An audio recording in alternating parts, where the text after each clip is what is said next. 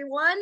Welcome to the Healing Train. I am your coach, your conductor, B.Von Squires, and today we are sponsored by Spirit Source Connection. At Spirit Source Connection, we believe that we're multidimensional, energetic beings, and we do understand that each component of who we are needs to be addressed for an overall healing that brings us to our most authentic, best self, right? Okay, so we are here today, though, because it's the Healing Train, where ordinary people come to tell their extraordinary stories of triumph that came from trauma, the stories of success that were born from struggle. What we do know is that everyone's trauma healing journey is not going to be the same, but there are going to be ups and downs and twists and turns along the way.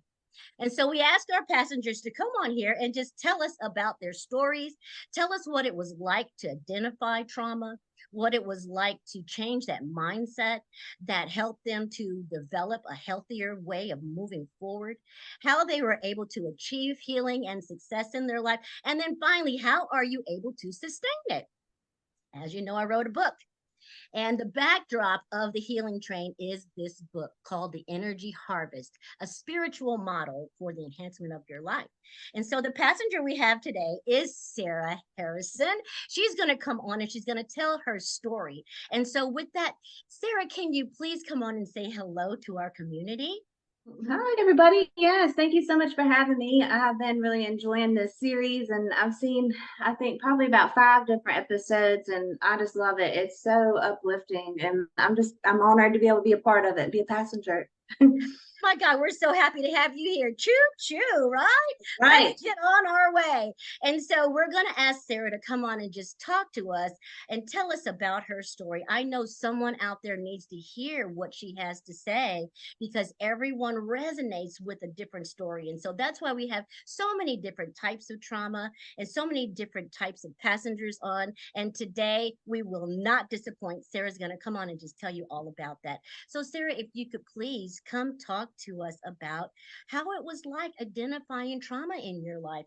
Now, we don't know what your symptoms were or what led you to believe that you had trauma, but we sure do want to know. Can you please tell us? Yeah, absolutely. So, I think a big part of my trauma is really a lot of like grief and loss is a big part of my story in the beginning, kind of at an early age. I have lost both of my parents and both my grandparents. So started with a really wonderful childhood. My parents were both nurses and they're both amazing and like the most loving parents ever. And then my mother fell sick. She had cancer and she ended up passing away at a young age, a very pivotal age for a young lady. I had just turned 12 years old and she passed away. So, that was already a big like transitional time, kind of going from being a little girl to becoming a woman and finding, who you are. And so it left a big hole in my heart, but my dad luckily was amazing, was able to step into that role despite his own grief as best as he could and really fill those shoes. And I remember he always would like help me dye my hair or paint my toenails and paint my nails for me and like do those girly things, take me shopping and stuff. He did his best to really kind of play both roles and be there for me and my brother. I have an older brother who's 3 years older than me. And so really we did as best as we could, just kind of moving forward and working through that grief together as a family. And then I would say a couple years after I lost my grandmother who lived right beside us, so another mother figure, she was really, really a big part of my life too, because with my parents both being nurses, my grandmother luckily provided a lot of childcare and, we spent a ton of time with her. Mm-hmm. So we had a couple big losses there and it was really tough. I think that I didn't realize it at the time that was the start of my trauma.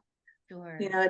It took a while because when you're in it, you don't necessarily realize how much it affects you until later on. And you're like, why am I making these poor decisions? Why am I, trying to feel this void, or why do I feel like I have this emptiness inside? And it's something that you kind of reflect back on later and realize Mm-hmm.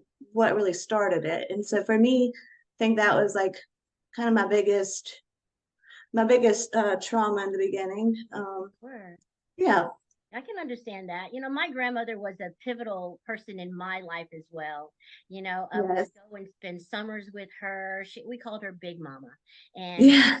oh my God, it was just so awesome going to East St. Louis to go visit Big Mama because she was a hefty woman. And when she hugged you, you were being hugged. There was just something Yes. special and so secure about being in her arms. And so you're helping me today remember how special she was to me.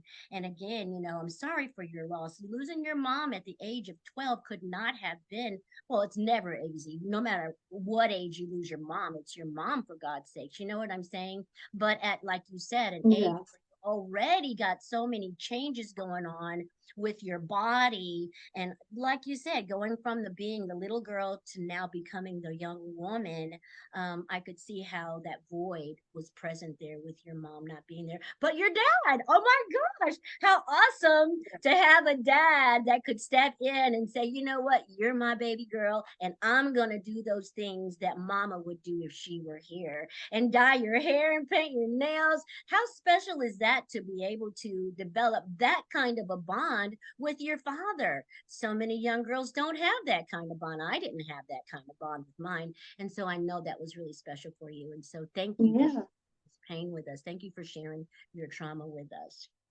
today. Absolutely. Absolutely. Yeah. And I mean, it means a lot looking back. Him and I became really close. My brother moved away because he graduated high school and moved away to go out west. And so then it was just me and my dad, that lived together and stuff. And so we were really, really close. And yeah, got into those teenage years and made a few wild decisions, and I'm sure gave him some sleepless nights throughout my throughout my high school years and a little after. But I think that I was just really trying to chase that feeling of just feeling whole and feeling that comfort and that mother's love kind of thing that I was missing. And so it was tough. And I was thankfully able to, although I did have some like a struggle with drug addiction at first because I fell into that, really just trying to figure out where I fit in. And then I was lucky enough to be able to get sober and be able to do that while my dad was still alive, because he passed away in 2020, but I was able to get sober in 2018. And so that was a really beautiful gift too, because even though I may have caused a lot of grief, and I can only imagine soon to be a mother myself, because I'm expecting a little boy in January, as you know, I can only imagine how much I made him worry sometimes, not answering my phone and stuff like that. But it's a blessing and a gift, definitely, that he was able to see that come full circle and get my life back together, and really just build a whole new life for myself. So it was a big gift to me and to him. Oh my goodness. I'm so sure he was so delighted to see that your life turned out the way that it did. And thank God, for his grace that allowed your father to stay around long enough to see that, Exactly. to know that if he was okay for him to leave because he was Yep. leaving you in a good place, in a good space. Oh my Definitely. goodness. How awesome is that? Wow. Wow. That's beautiful. That's really beautiful, Sarah. And so, Yeah. as we move on through the workbook, we know there's 4 phases, and so identifying is always the first phase of any process, is identifying what the issue is. And you did such a great job identifying that issue for us, through your losses, of your parent and grandparents. And so we know we all make those terrible mistakes when we're reeling and trying to find ourselves and don't really know exactly how to move forward. So we make some mistakes, or we have some experiences. How about that? We have some experiences, right? That we'd probably Yeah. rather not have, but you learn from them. And that's what makes it Exactly.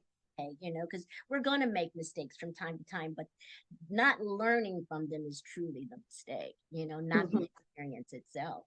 And so tell us a little bit about the mindset that you had to develop in order to move forward out of this. Now, I said you said that you got clean in 2018. Did that help your mindset and give you a new way of thinking and looking at things, a new perspective?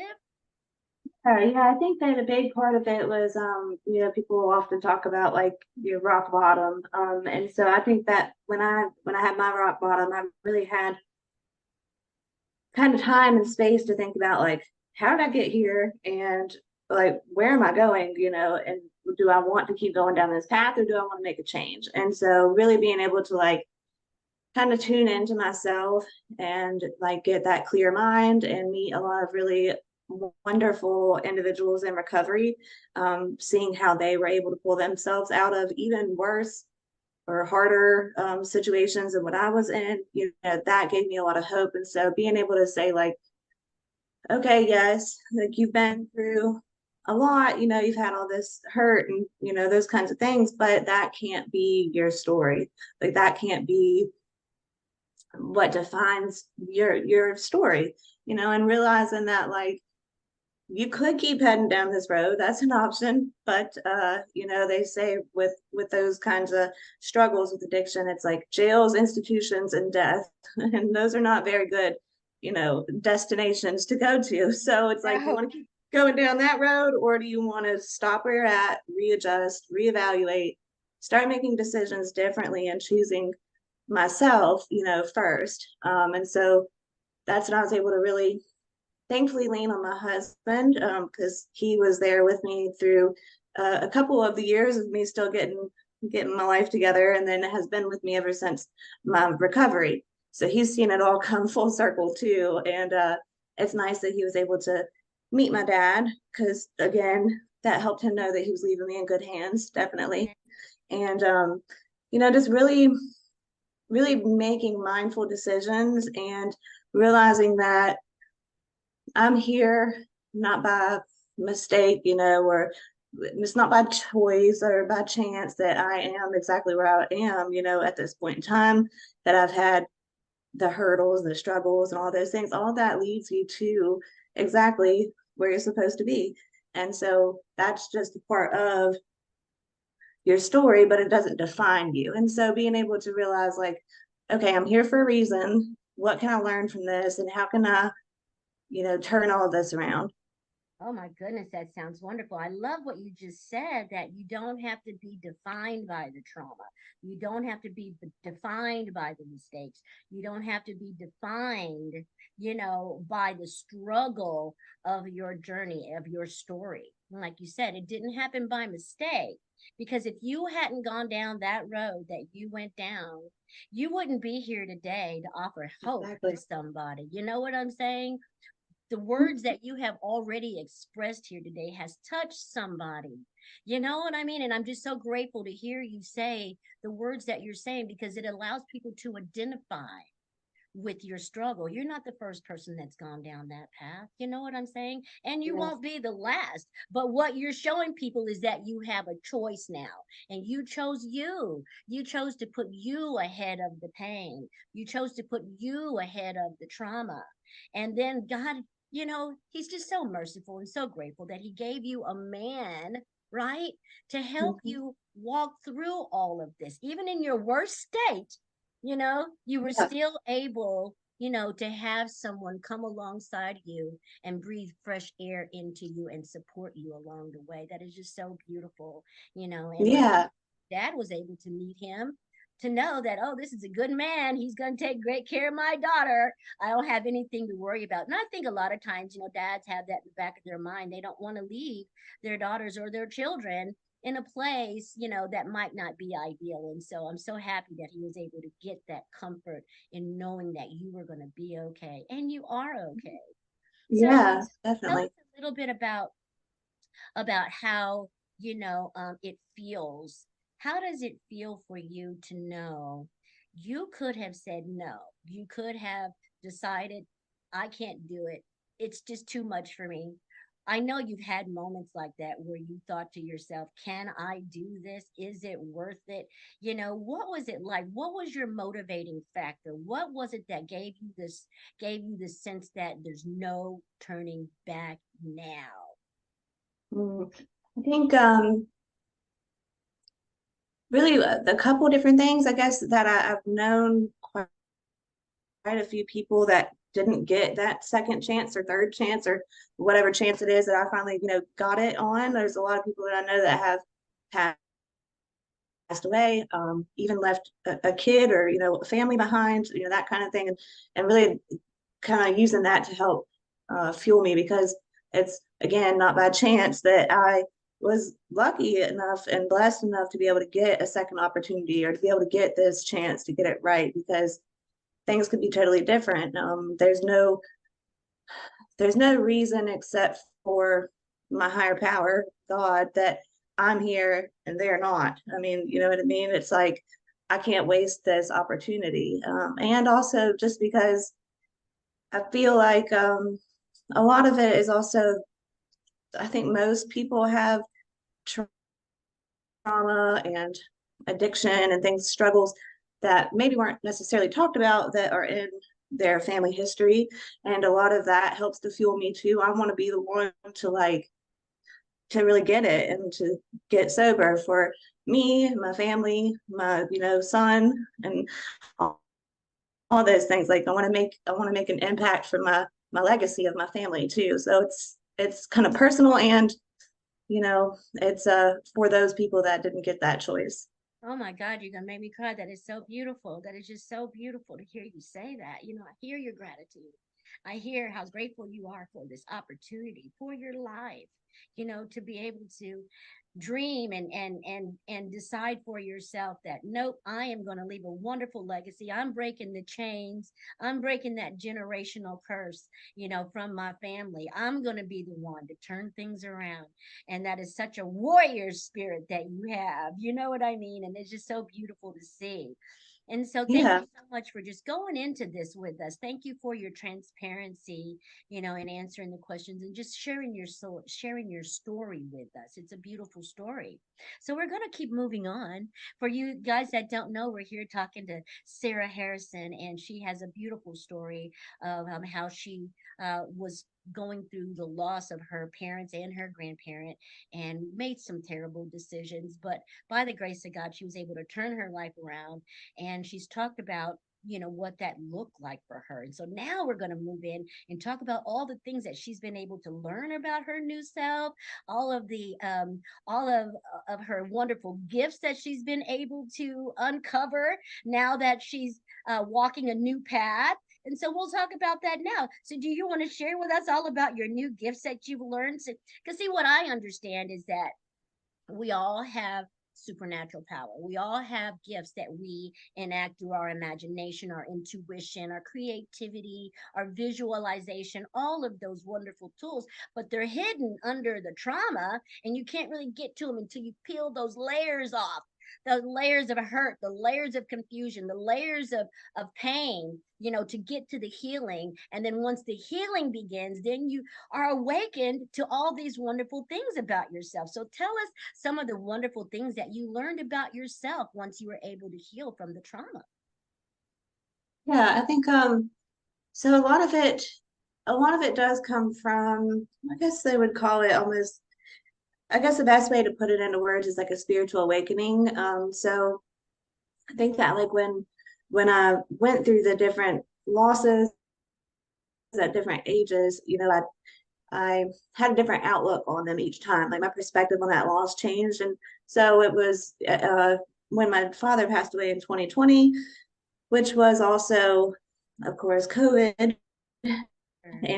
everything was changing. And so it really just was like this, I guess, almost like a clean slate in a way. Like, okay, everything that I thought I knew is totally different. The world is like on pause, and everything's like kind of crazy. And, you're stuck at home, you have all this time and like all these questions and things like floating around. So it was really like this time for me to be like, there's got to be more than this, like there's got to be more to it, or like, why out of lifetimes, all of the lifetimes that I could be here, why this time? And so it's like everything just kind of lined up perfectly for me to be asking a lot of different questions. And so I started praying and I started searching for more information about angels, about my idea of spirituality, maybe even religion as well, and just trying to figure out like, why am I here at this exact moment in time? And of course, also trying to find that comfort from like loved ones that have passed, or that kind of thing too, from other side, because there were so many questions left unanswered. And so I really started to kind of change what I was listening to and focusing on, and that was to start listening to a podcast by this lady that I adore. Her name is Julie Jancis, and she's out of Ohio. And she was doing a podcast, and on that podcast that I found, I would say by chance, but nothing's by chance again, was I got my phone out and I just typed in, I want to say I just typed in the word angels into the podcast search bar, and it came up Angels and Awakening, and that's the name of her podcast. And so I clicked play on a random episode, and it was people sharing stories about signs that they have gotten from their loved ones since they have passed, and how that brought them comfort and healing and peace. And so that being able to hear other people, it was, I swear it feels like the best way to describe it is almost like I can remember that moment just like it was yesterday. I was sitting outside at my old house on the back deck by myself in the warm spring sunshine. It was kind of nice that day, but it was almost as if like the world around me was just all of a sudden like HD, like high definition, and all the like background noise and like anxiety or worry or any of that stuff was just like on mute, and all I could hear was just like the leaves through the trees and feel the sunshine and the birds, and like just this overwhelming sense of peace, and I was like, wow. Okay, like this is definitely something I need to be paying attention to. So I realized like that I've got something here, like because I hadn't felt anything like that in the months since then, or I think it was actually weeks since then that I had been grieving. So I was like in the middle of grief, and then to feel this like overwhelming peace all of a sudden, is like it really stood out, I guess. And so it was like, okay, all right, I'll keep listening and keep following. And so I listened to quite a few more of those stories, and then I was able to start putting together like pieces of like, oh, that was a sign for me, or this was a sign for me, from my parents or from my angel team, or just things started to unfold in front of me, like almost like the path just lit up in front of me, and I didn't have to wonder about what step to take, as it was just clear as day. And so I really started working with the angels a lot and listening and learning. And then there was a 1 year course that she had, the lady that did the podcast, Julie. She had a 1 year course called the Angel Membership, and it was all about learning how to develop your relationship with your spirit team and your loved ones, and those kinds of things. And so I did that for a year. Then I started hearing a commercial for Angel Rieke, and I kept hearing it and kept being like, no, I don't know what that is, I'm not doing that, that kind of thing. And kept coming back. And so finally I was like, all right, I'll do it, And so I did it, and it just was like, from there, again, it just kept unfolding. And then I ended up opening my own spiritual healing business, where I am an Angel Rieke master and teacher. And through that, I've been able to help people with grief. Definitely a lot of people that have crossed paths and been led to me, or I've been led to them, have also been struggling with addiction. And so it's all just like kind of fallen into place. It's really been beautiful, and that's helped me find purpose in my pain. Hey, that is beautiful what you just said. Find purpose in your pain. Ooh, that was powerful what you just said. It's just so amazing how we realize that the things that we've gone through and the pain that we've been through is not necessarily for us. It's so that we can identify with others and help them through it too.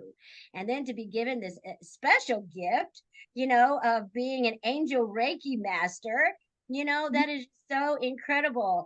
I have had a spiritual awakening myself on more than one occasion, and it is something that stands out. It is something that's unexplainable, but you did such a great job explaining what it was like, how the trauma and all the pain was just subsided, and all you had was just this beautiful, warm, glowy feeling, and then the path became so clear for you what was next. And then of course, once you start hearing from them, you know, Yeah. it's like you cannot deny it. You cannot deny that you're getting messages and that you're getting direction from your spirit team. And for me, the first time, what was it like for you? For me, the first time I heard it, I was like, wow, what's going on? I feel like I'm going crazy. Oh my goodness, who's talking to me? And, I Mhm. knew it was a divine presence. I knew that it was the God of my understanding, you know what I'm saying, that was speaking to me. And what was it like the first time you heard them speak to you, your I think angel? for me at first it was a lot of like self-doubt, which in turn ended up being another thing that I really had to work on, that they were trying to say like you need to work on this, because I would hear, like these clear messages like about what direction to go in, and like just don't worry, things are just follow your intuition.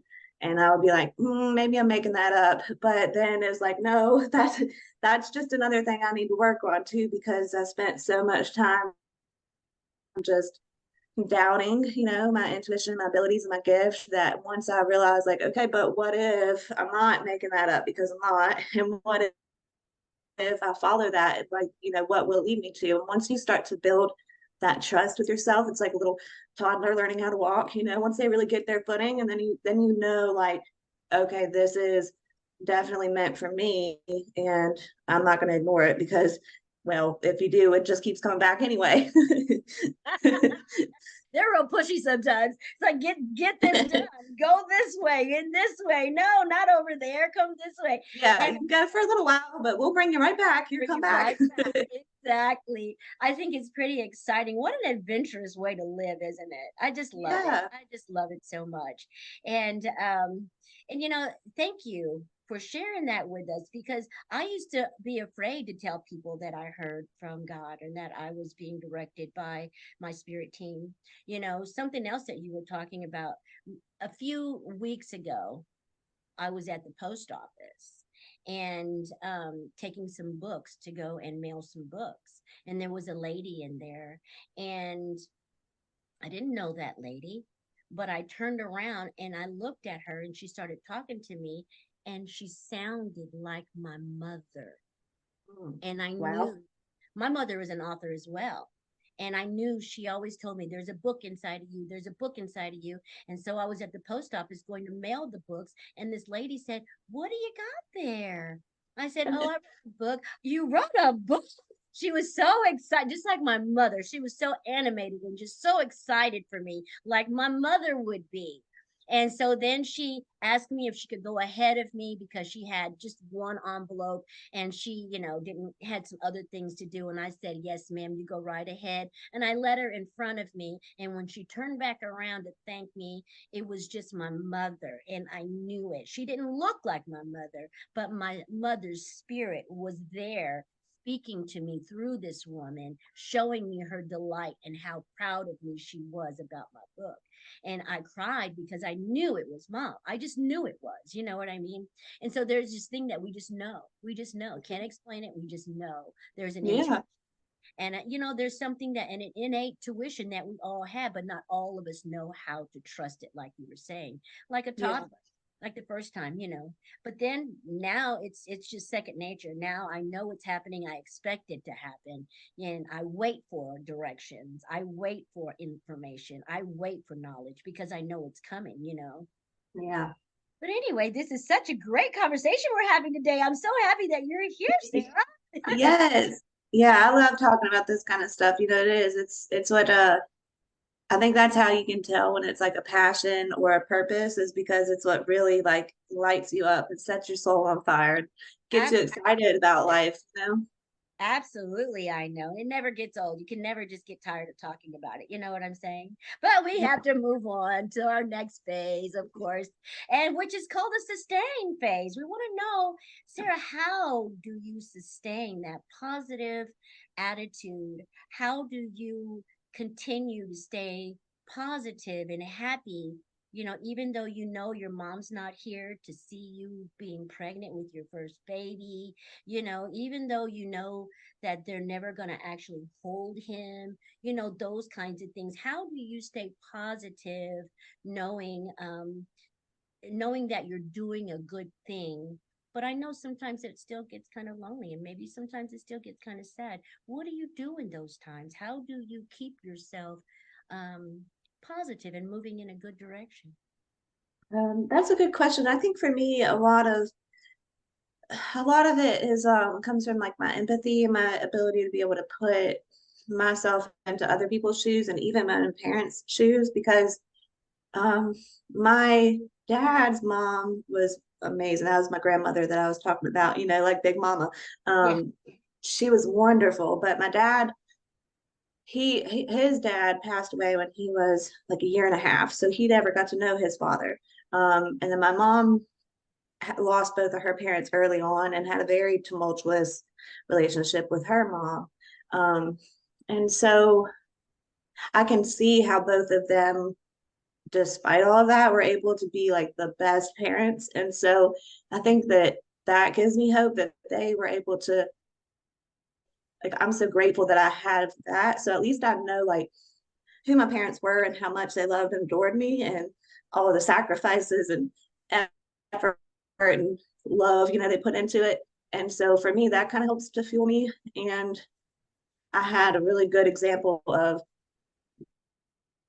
what I want to be as a mother. So I'm grateful for that. And I do realize that because both of them suffered a lot physically towards the end of their lives, it would be selfish of me to want them to still be here and have to go through any more of that. So it's it's a way for them to be able to still help me and guide me from the other side, maybe even more than they would have been able to here. And without, because that generation too before me didn't have as much freedom to talk about their spirituality or their trauma or their mental health. And so again, it's not by chance that I do have those, options and those tools in my toolkit to be able to work on and take all of the hard work that they did, and turning things around, start from that point and then move even further, and be able to carry that torch, if you will, right, even further into kind of healing those generational traumas. And I just count my blessings because I know there's so many people that didn't have the like amazing parents and the great role models that I do. And so it's not something to be taken lightly or taken for granted. Absolutely. I love what you're saying. The message that I'm hearing is that even though they left you at an early age, they gave you all that you needed to be Yeah. able to move forward and be successful and be a loving, caring wife and mother to your child. And not only that, a mentor to others, that cross your path along the way. I love that. That is just so beautiful. All right. Yeah. And so I would like for you to tell the our community how to reach you, Sarah. Somebody out there wants to reach you so that they can maybe get an Angel Reiki session with you, or understand more about it. This is so intriguing, and I know somebody wants to know. So if you could please give us that information so people can reach you. Yeah. So I have my website, which is serenityhealingwithsarah.com. And so on there, you can reach me by phone, or you can use a little chat option, and that comes straight to me, and I'll get right in touch with you. The other way is I'll plug One Community Now in here, because I do also spend a lot of time at the holistic wellness building that is One Community Now. And so there, I currently am offering sessions every Saturday, although with the little one coming up soon, that will be, a little bit more flexible, but I'll still be doing virtual sessions. And surprisingly, I know I doubted it at first, but it works just as well virtually as it does in person. I've worked with people in Switzerland, in the UK, all over, and had wonderful results. So you can book with me virtually too in the meantime. But I just invite you to really kind of check out my website. And if you're curious about any of the holistic wellness or any of the spirituality, you can come down to OCN every Monday. They have a Monday meetup, and it's free, and it's from 6, I think it's 6 to it's 6:30. Yeah, okay, 6:30. And I always enjoy those because different topics, and it's really good to surround yourself with people that are kind of going through learning all of this new stuff with you. And I'm always happy to answer questions, because just like it was for me, it's totally new to a lot of people. So even if you just have a question, I do have like a 15-minute free consultation, so we can just chat. You can tell me kind of what area you're wanting to work on, and I can tell you how I might be able to help.